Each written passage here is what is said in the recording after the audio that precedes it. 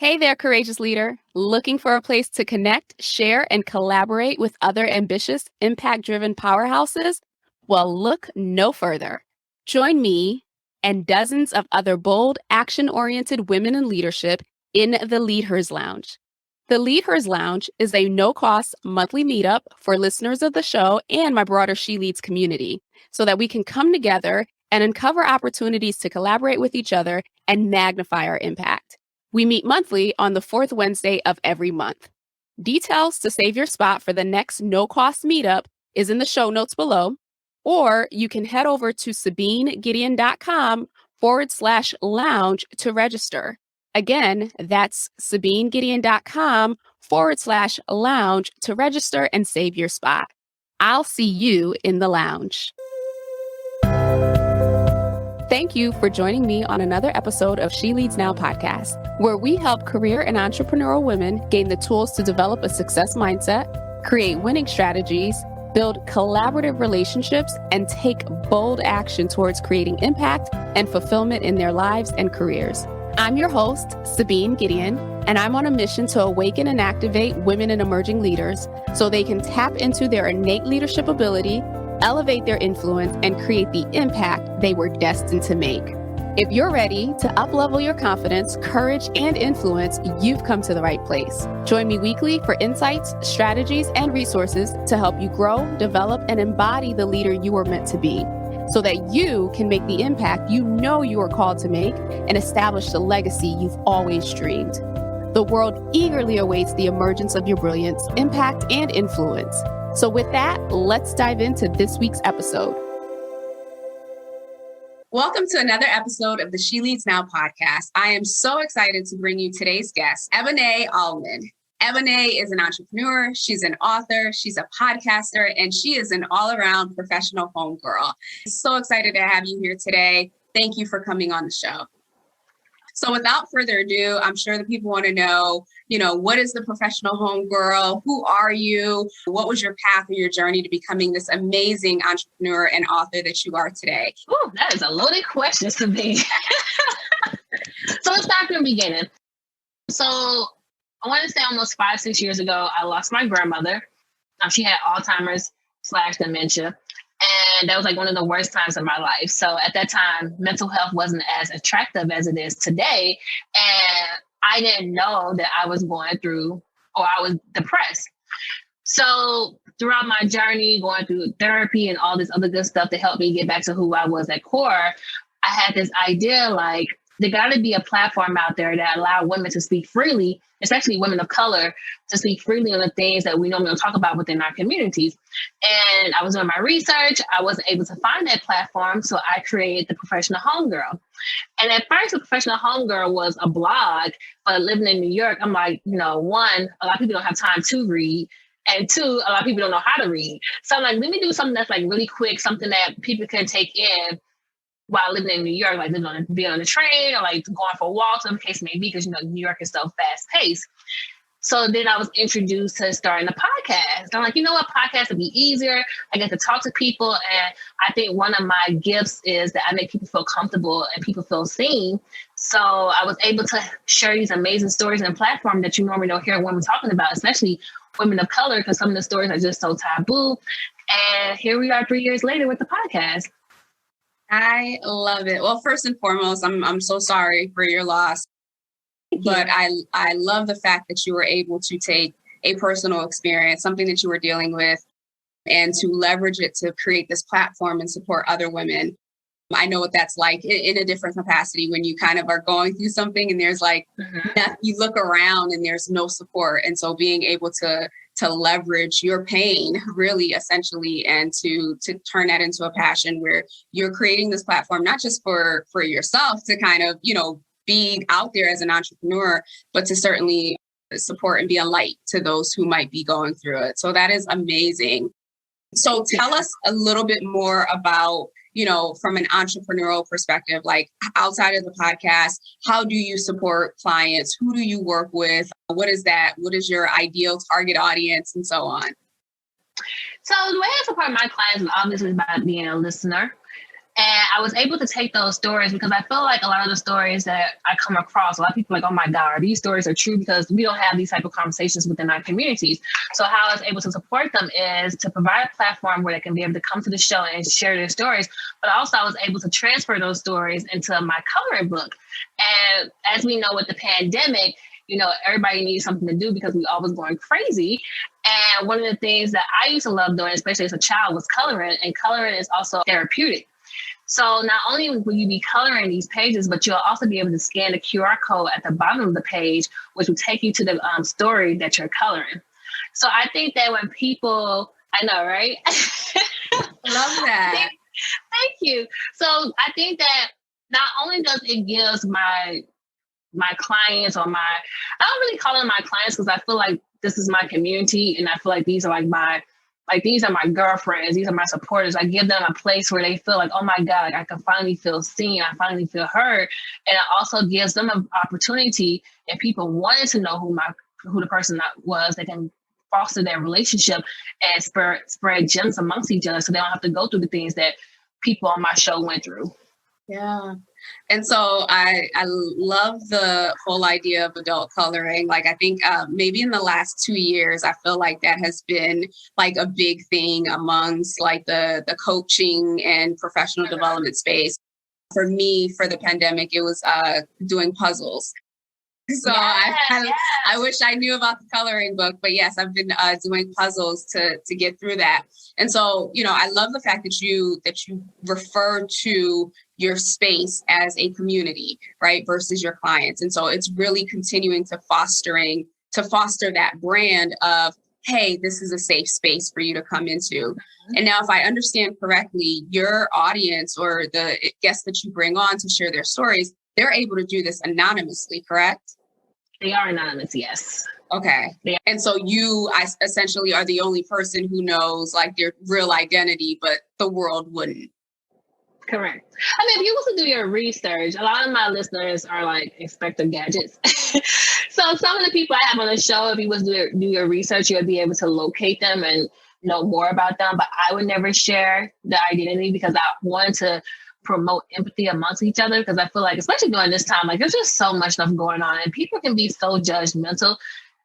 And a lot of times judgmental comes out of fear. So I think that when people hear these stories and you hear that these women are so resilient, it makes you want to know more about the character or the person itself. So that's the reason I wanted to keep it anonymous. And also the stories are just so juicy. Like I think that people need to know, like, life happens and life is hard, and like a lot of people don't have the support system that others are blessed to have. So I wanted to showcase people, like, if you want to hear something with resilience or something where people just don't give up, then this is the show for you.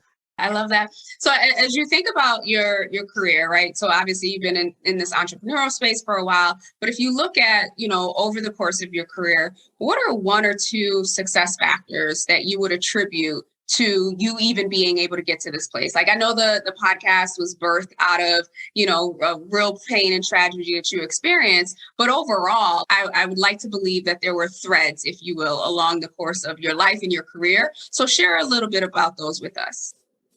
Oh my God, I think being an entrepreneur is just, I think right now it's so glamorized, but I think that when you in it in the long run, it's a lot of work, especially when you are a one-person show, especially when you have a 9-to-5. It's a lot of work. Like, it's a lot of blood, sweat, and tears. Like, I have lost a lot of money. This is not my first idea. This is probably like, I love entrepreneurship. That was like probably the first thing I probably said as a kid. Like, I always knew I wanted to be an entrepreneur. So I had failed a lot of times before I finally found something or finally found my purpose.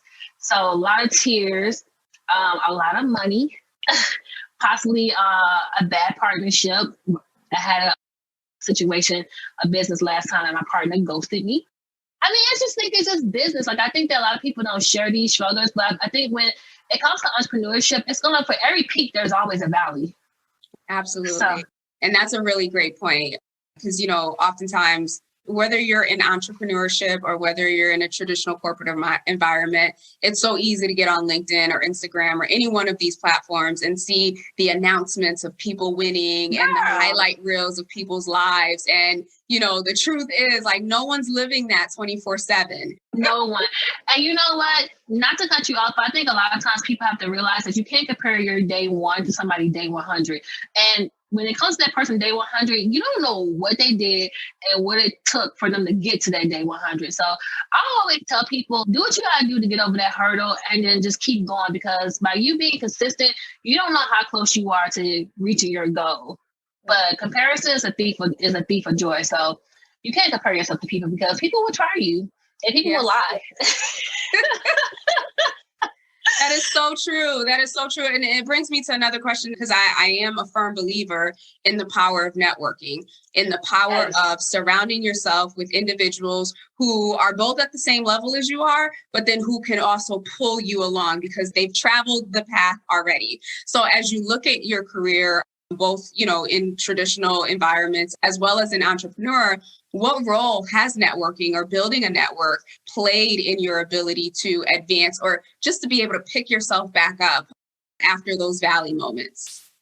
I think that because of my community, because of my network, and because I have created this safe space where I don't ask people who support me to do anything that I want to do. So I also share vulnerable things in my life that happened to me, but I always say that one of the worst days of my life has created so many beautiful moments. Like I would do anything to get my grandmother back, but because of her transition, I was able to create a platform which caused me to meet so many people who really believe in PhD, and being able to be on platforms like yourself and just to share my story and just to put it out there. And I'm very proud. Like I had a lot of wins, and because of one situation where the coloring book is at 5 bookstores. And one of the bookstores is because of a dear friend of mine, and she was able to help me get that account. So you just never know who God was sending your life to help you get to certain places, or just to help you get to certain places that put you in other places that you always dreamed about. So I always tell people, listen, network across. I think that a lot of times people are so gun-ho, like, oh, I got to talk to the executive, this and that. But it's like sometimes Oprah can be sitting right next to you. You know what I'm saying? Beyonce sitting next to you too. It's just like, and not even that. I think when it comes to people need to realize when it comes to legacy, also help those that's behind you, because that's how your name and your brand stuff lives on forever, because of what you do for others, at the kindness of your heart and not wanting anything in return. And that speaks a lot about your character, which to me is an important role when it comes to leadership. Yeah, I totally agree. And, one of the, myths that I'm on a mission to debunk, along with the leadership one, as we talked about earlier, is really about, networking, because so many people hear networking and they get uneasy, or it just feels uncomfortable and they feel like, it's sleazy. And it's really about the power of relationships. Being able to connect with another human being, finding some commonality, some level of rapport with that person, and building a relationship. And if and when an opportunity becomes available for you to support each other because you have that relationship, being able to do that. And I think whether you're in entrepreneurship or whether you're in corporate America, it's not all about like, what can this person do for me? You never know who, like, down the road, that person may need something, or you may need something, and you can tap into that person. Speaking of leadership, I'm curious to know how you would describe your leadership style, or perhaps your leadership philosophy. I'm very hands-on. So my team is very small. Obviously, it's myself. I have a graphic designer who, she's literally like my right-hand man. Like, we brainstorm all the time. I also have a transcriber that I'm going back and forth with on a particular project. But I was always told to work for the job you want and not the job that you have. So I stay with a quote. I'm very big on just putting my all into it. I don't ever want to ask anybody on my team or anybody that I'm working with in partnership to do something that, for one, I don't know what you're doing, and for two, that I can contribute to. Like, this is a team effort, and I'm very big on people that believe in PhD, obviously, and have the same goals as well as I do for my brand. So I am very hands-on. Like, I'm not annoying, but I just feel like, I don't know, like collaboration is just so key. Like you can do such beautiful things. And I think that when you have a team, you can really go far, especially when you're involved in it. I love the collaborative nature. And I think it just comes with starting a business, right? Now, I'm curious, as you think about your career in general, what is like one decision, because leadership is all about making decisions every day, regardless of what role or level you're at. But what's one decision that you feel like you made that was the catalyst that you're looking back on now, like, oh my gosh, I am so glad I went down that path? I haven't really talked about this much because I was saving this for my New York Times bestseller book. I don't have any regrets because I do feel like everything happens for a reason. But there was a situation with a partner of mine, and it wasn't a partner with what I'm doing now, but it was a partner with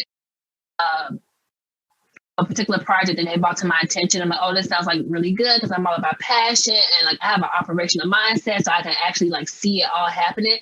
And this partner ghosted me, but before this partner ghosted me, I should have known, or I should have paid attention to the signs and trusted my gut. But I don't know about you, but I feel like sometimes I like to prove myself wrong. And when I get into that moment, I end up proving myself right. So I would say that by me not trusting my gut, I do kind of regret that. But then again, I don't, because I feel like who knows where I would have been at if I would have trusted my gut and just stopped the whole thing. So I think that for me, I don't really have any regrets about anything because I just feel everything is a learning lesson. I don't look at anything as an L. And granted, I lost a nice amount of money because of the situation, but I'd rather lose that amount of money compared to me losing a larger amount of money, especially when I get to a certain level within my career. Right. And that's an important point. It's the perspective of how we look at things, right? Like, did you win, did you lose, or did you learn? I mean, it sounds like your philosophy and the way that you look at even the challenging moments are really still more learning moments or learning opportunities and part of your growth. Absolutely. And then, listen, I can't speak for everybody, but for most of us, we don't have a blueprint for this. So sometimes you have to give yourself grace and, cry and get back up and keep it going because what can you do? Right. There's not enough research in the world. It's just like sometimes things are just meant to happen. So you can learn from it and keep it going and apply it for the next opportunity to come. Absolutely. Being an entrepreneur is a commitment to taking risks daily. And so speaking of that, obviously at the time of this recording, we are, I don't even want to say the tail end at this point, because who knows where the tail end is, but we are further along on a 2-year streak of a lot of uncertainty, a lot of external challenges. And so being a leader and certainly being in an entrepreneurial space, many of us have had to kind of like pivot, make changes, make quick decisions to manage through what was going on externally. So, based on what you've experienced and what you've gone through and what you see, people in your community going through, what advice would you give to someone who is attempting to lead during this time of uncertainty and challenge and lots of risk opportunities? Well, the first thing that came to mind was be consistent. I think that by being consistent goes a long way. And I know it's easier said than done, but I think that when people start to see that you're taking this serious, other people will start taking it serious. And listen, it's hard out there. I didn't think that we would be in this pandemic for as long as we have been in, amongst other things and personal things and just lifing. But I do know for a fact that by being consistent, you just never know what can happen for you. And I think that since I'm on year 3, I have seen so many amazing things that I never thought that I was going to be able to manifest into reality. But I do know because those things came to life because I was consistent. And I think that the reason why PhD is starting to grow as fast as it's growing is because I am me. I'm thankful that I don't have to change my voice or change how I look, or you have to go where you're celebrated, not tolerated. So, and I think that when you do that, your clients and your customers and your supporters and your community will find you because you are who you are unapologetically. Yes. So, I'm a firm believer that as leaders, we are readers, right? And that could be readers, whether it's Audible or you're actually reading blogs, books, you name it, because learning is so fundamental for us as we're leading other people. So I'm curious, is there a book that you go back to or that you feel has been like a catalyst in kind of like your growth and how you see yourself as a leader? Oh my gosh, I'm super excited about this question because I love to read. I read a lot. So, especially during this pandemic. So, my goal is to read one book a week. So I think I read a lot. So I think like last year, I probably read like 60 something books. Wow. Yeah, I read a lot. So I don't think that, and I read a lot of like autobiographies and memoirs because I do believe that someone's storyline can be your lifeline. So I always try to find like different like aha moments within each person. But for the most part, they all have like the same common denominator. But I don't think there's one book that I read that there is one book, but this is not my go-to book. It's called Unbound, The Founder of Me Too by Tarana Burke. Love, love, love that book. I think that is a perfect example of how to turn your pain into passion. And another book, I love Dapper Dan book. And the reason why this is a good book for leadership because he started his company in his like mid to late 40s. So I think this is a perfect example, especially for women. Like you can start at any time. It doesn't matter. So we'll definitely include Eboné's recommendations down in the show notes below. And just more so in a general question, and this could be in whatever platform, but how do you stay up to date on what's happening in your industry, what's happening in the world around you so that you know how to navigate or how to pivot when necessary in your business? I mean, besides me reading, I'm always researching because I love to research and I'm an avid storyteller. I definitely subscribe to a couple of newsletters. I check out some podcasts or other people that's doing similar things that I'm doing to see like what's the current trends in the industry. And I also just network. Like I talk to a lot of different women. We share ideas and stuff because I think that, like I said, community is important. And like I said, you just never know who can help you get to the next level within your career. So I network a lot. Like I love building organic relationships with people and hopefully fostering a friendship because I love being around women. I think women are so dope and we go through so much. So if there's one thing I can say before we leave the show, it's just like network with your sister across from you. You just never know what she can do for you.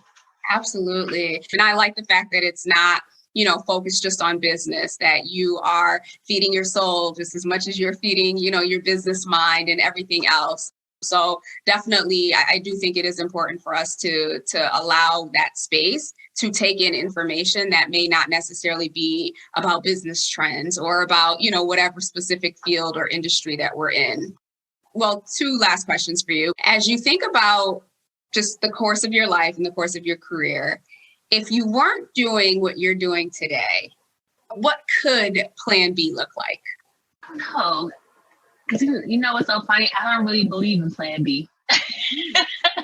I feel like there's no such thing as Plan B because I really believe in my Plan A.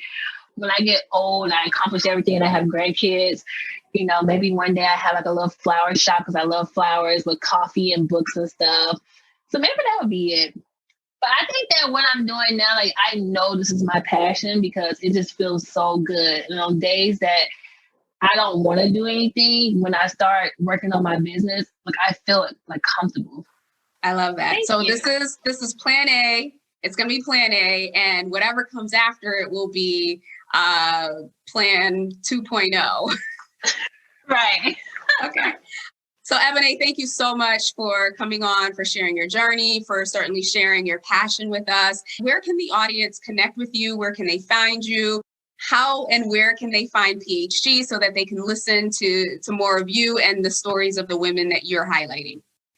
Yes, so you can definitely find PHG, which is also an acronym for the Professional Homegirl, at www.thephgpodcast.com. If you have a story that you would like to share, remind you will be anonymous. You can email me at hello@thephgpodcast.com. If you want to follow me on IG or Twitter, it's the Professional Homegirl. Or my Instagram for the podcast is the PhD Podcast. We will definitely include all of those links in the show notes. Well, Eboné, it's certainly been a pleasure. I'm glad we were able to connect on this show. And I thank you for being here. No, thank you and congratulations. Well, that's all that we have for you this week. Please be sure to check in again next week for another episode of the She Leads Now podcast. Until then, have a wonderful rest of the week. Thank you for tuning in to another episode of She Leads Now. Be sure to join us next week for another transformative discussion to help you grow, develop, and embody the courageous leader you've always been. Be sure to subscribe to the show to get alerts when new episodes drop, and join us for our next Leaders Lounge meetup on Zoom. Details and dates for future sessions are included in the show notes below, so take a look there or head over to sabinegideon.com/lounge to register and hold your spot for the next session. Again, that's sabinegideon.com/lounge to grab your spot. Excited to connect with you all inside the lounge. Talk to you soon.